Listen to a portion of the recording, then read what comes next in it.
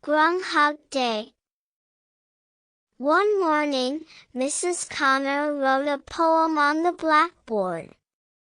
If the sun shines bright on Groundhog Day, the snow will swirl until it is May. If the snow blows hard on Groundhog Day, the sun will shine before it is May.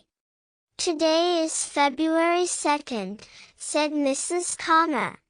Winter began 6 weeks ago. Winter will end 6 weeks from now. We are halfway through winter. But what is Groundhog Day? Asked Diana. Jamie raised his hand. If on this day, Jamie said, a groundhog can see his shadow, we will have 6 more weeks of winter. But if a groundhog cannot see his shadow, then spring will come soon. That is crazy, said Michael. Crazy, but fun, said Mrs. Connor. Mrs. Connor set small cage on her desk. Is that a groundhog? Said Hannah. No, said Becky. That is a hamster. His name is Chester, said Mrs. Connor. He will be our groundhog today. Mrs. Connor took Chester to the windowsill.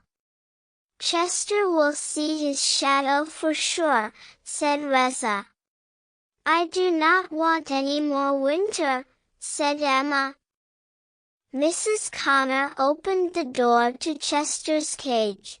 Chester looked up and sniffed. Chester slipped out of his cage.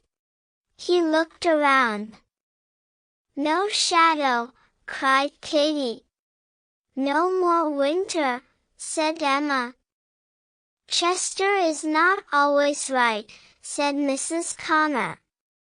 But that year, that bright, sunny year, he was.